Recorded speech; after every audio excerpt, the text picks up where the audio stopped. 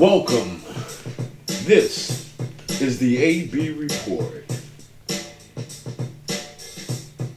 Libtards, this is an AB conversation, and you can see your way out of here. For people that have good sense, welcome to your good sense sanctuary.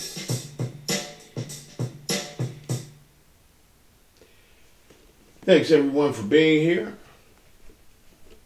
Glad to have you on board.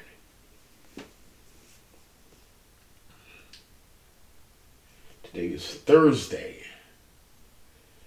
We're almost at the end of another week.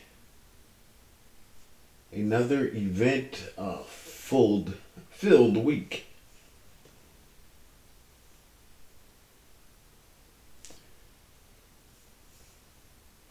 You know, one of the things that has really been getting under my skin lately has been the high cost of gasoline. It's well up over $1 per gallon in my area to over $3 a gallon. And it's really annoying me. It's getting under my skin, and it's eating into my wallet and into my budget. Contrary to popular belief, I am not an independently wealthy individual. And a lot of you out there probably are not either.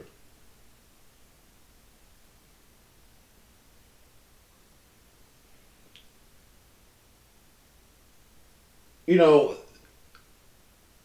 I hear a lot of talk about vehicles being switched over from the internal combustion engine to electric motors.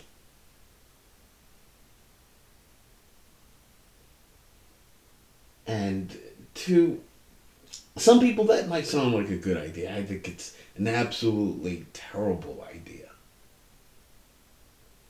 Unless we were able to come up with some type of battery storage system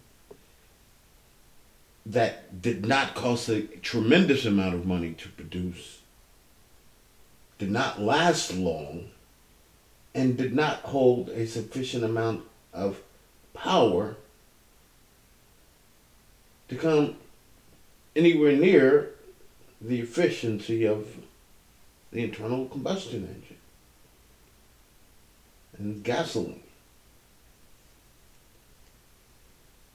And beside that, the cost of electricity is steadily going up. Charging up a vehicle is not an inexpensive endeavor. And being that the vehicle would have to be charged pretty frequently as it is, it's really going to cost a lot. So now gas prices are being driven up because production is being driven down. At the same time, electricity prices are being driven up because coal plants are being shut down. That makes a lot of sense to want to switch over from gas to electricity under those circumstances. No, not really.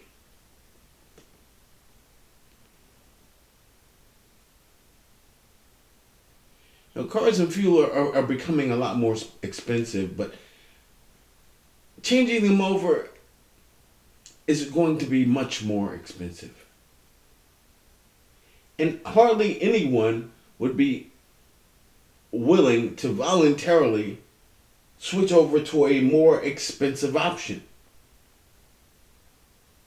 Like, who do you hear out here saying, I want to pay more for gas?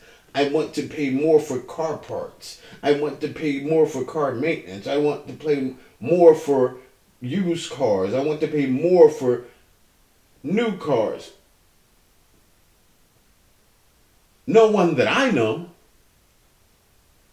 Perhaps some of these environmental nut jobs are saying this because they figure, hey, as long as we get to the point of getting rid of the internal combustion engine, whatever it takes.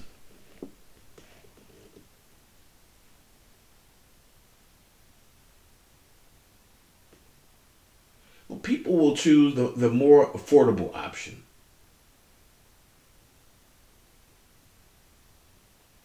But the elites are trying to make cars more unaffordable. And what they're going to do is they're going to try to regulate gas powered cars out of existence and out of people's budget. They're going to make it so expensive that you're ultimately not going to be able to afford a gas powered car. That's the only way that they're going to be able to get people to switch over.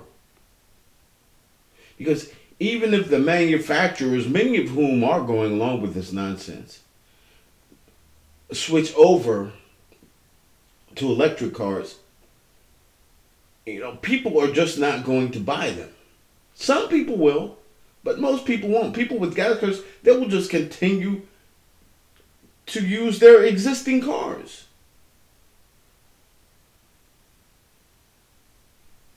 They'll keep their cars for 50 years if they have to.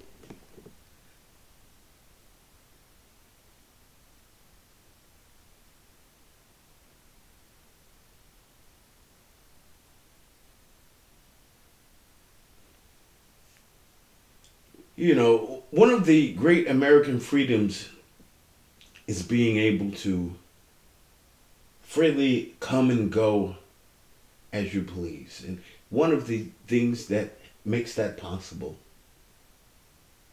is affordable gas and affordable automobiles. And the people that don't want you to be able to freely move about, to freely go where you would please to go, they're trying to force you into golf carts. Because that's effectively what they'll be, golf carts. And they're trying to force you onto transportation, which pretty much exists within urban areas and to some extent suburban areas that surround large urban areas. Because they want to limit where you go and where you're able to live. And that, my friend, is un-American. Speaking of un-American, this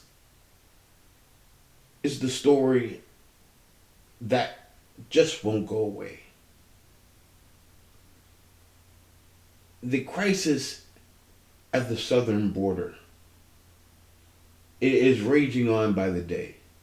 And the shenanigans that the pardon me, that the Biden misadministration is putting on, it is just, it's baffling. Because they act as though people don't have eyes. That you're not seeing what you are seeing. Now, after pretending to deport many of the Haitians that are down at the southern border, that are at the Del Rio, Texas area,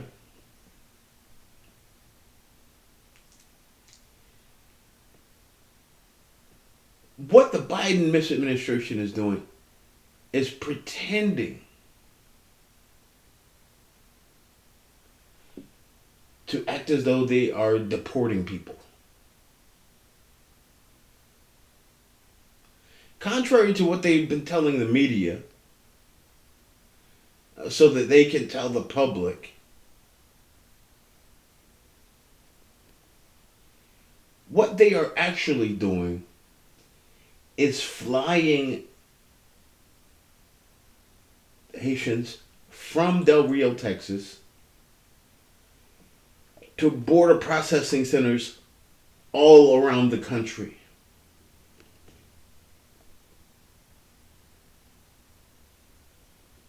Places like Florida. Florida has probably the largest Haitian population in the United States. New York has quite a few Haitians there as well as New Jersey, but Florida, I believe, has the greatest number of Haitians, bar none. And if the Biden administration can get enough Haitians and other people over into Florida, then they are pretty sure that they can turn Florida blue, from red to blue. Because there are actually more registered Democrats in Florida than registered Republicans. But there are also a significant number of registered independents.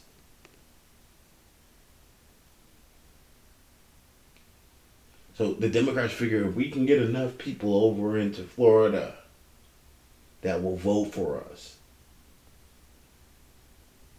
this is the way.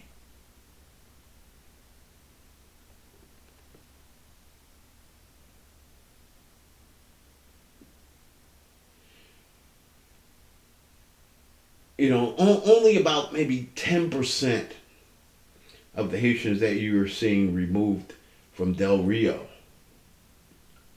are actually being returned to Haiti. It means 90% are staying here. They're being released. Once they get to the processing center, they're being processed and they're being released. They're not even being released with court dates to come and have a hearing as to their asylum claims, nor their immigration status. They're just basically being let go.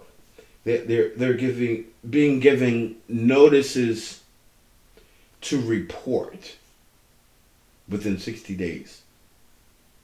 It's not a court order. It's not something for which they will be disciplined if they do not adhere to these requests. And how many of these people do you think are going to report?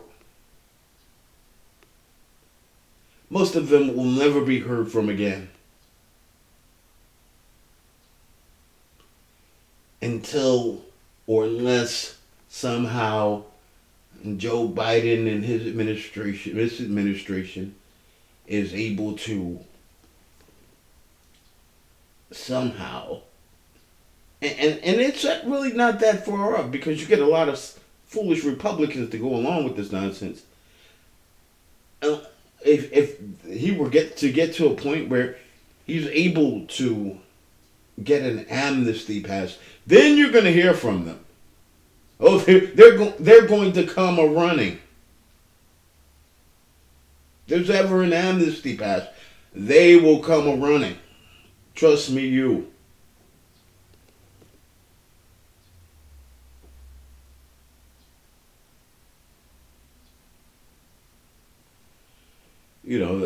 They're just a bunch of lying sacks of excrement.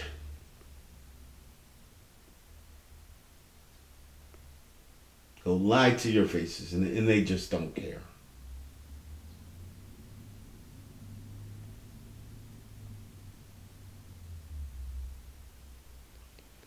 And even though this performative display of deporting Haitians, quote unquote,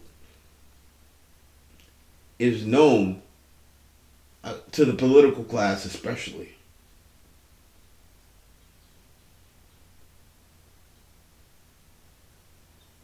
You know, it didn't take long for the race baiters to come out of the woodwork. And boy, oh boy, have they come out of the woodwork.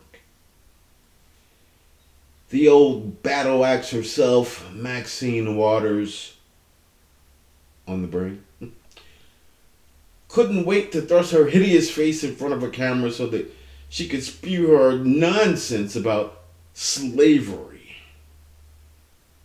Oh, this is slavery days all over again. In response to Border Patrol agents doing their job. And she was joined by a full libtard chorus, which included many of the usual suspects like AOC and the other squad members, the congressional black con men, Schmuck Schumer, and of course the media cheerleaders like Joyless Joy Reid. These liars are all singing together in unison, perpetrating the blatant falsehood that Border Patrol agents on horseback were literally whipping Haitians, including children. Basically, like, just for the hell of it. Yeah, we's gonna whip you, boy! These lying sacks of crap make me so sick. They're making these provably false statements over and over again on every news outlet that will put them on, and that's just about all of them. Without these jerks at the news companies ever questioning anything they have to say.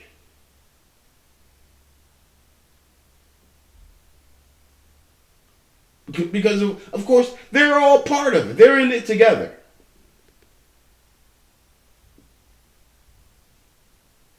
Now, this is going to be a never-ending story because the Democrats are determined to get as many foreign voters into the country as possible.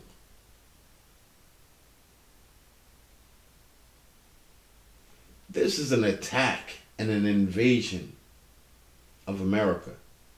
It's being facilitated by the Democrat Party.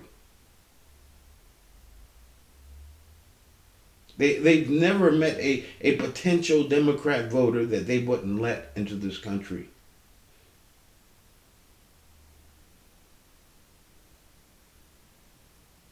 There's not one border jumper that they would remove from this country.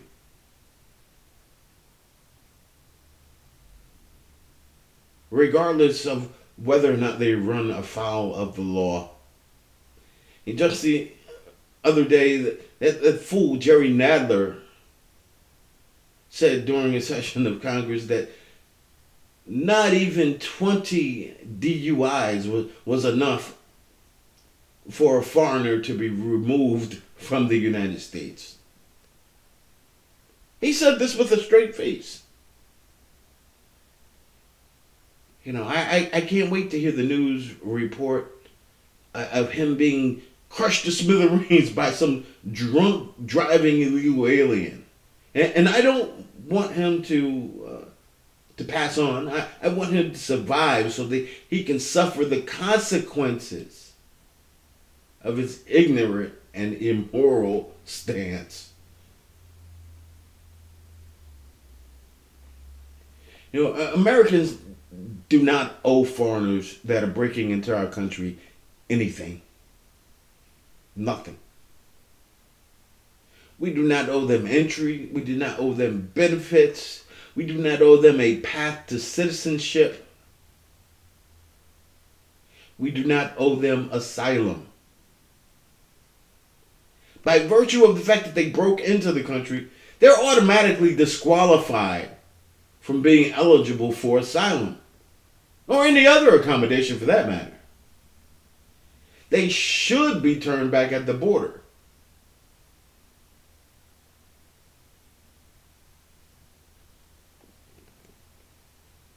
You know, people like Ilhan Omar with her nonsensical lie that America owes Haitians rather, asylum is the biggest crock of horse crap I've ever heard.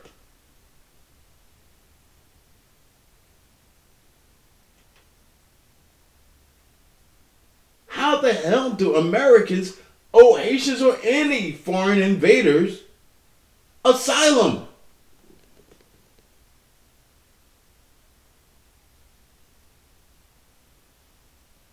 And I'm not picking on Haitians.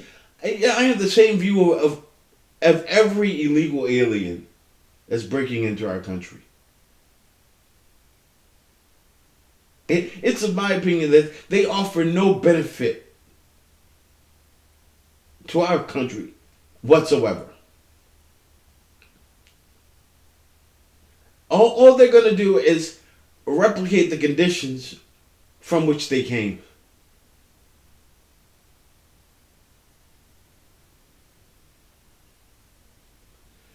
They don't share any history.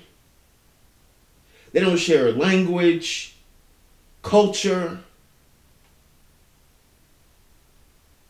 with the United States.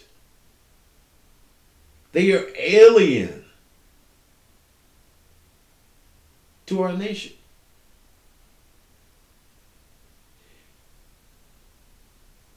Just plain and simple, this is a fundamental transformation of our country right in front of our eyes. And the people that are doing it do not give a damn about this nation's sovereignty, nor about the citizens of this country. In fact, they want you to pay for it. They're making you pay for it by taking tax dollars and paying for everything for these people. Food, clothing, and shelter, and transportation, and money to spend.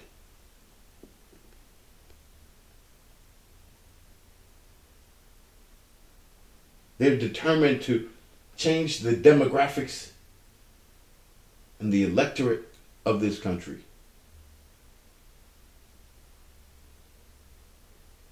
And I am quite sick of it.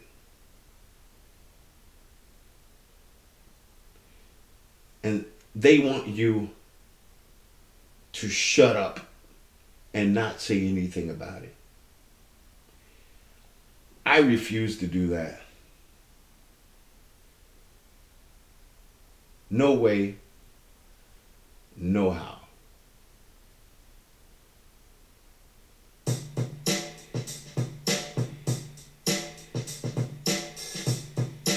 This has been the AB Report. Thank you for joining. If you don't mind, give a like, leave a comment, or even subscribe.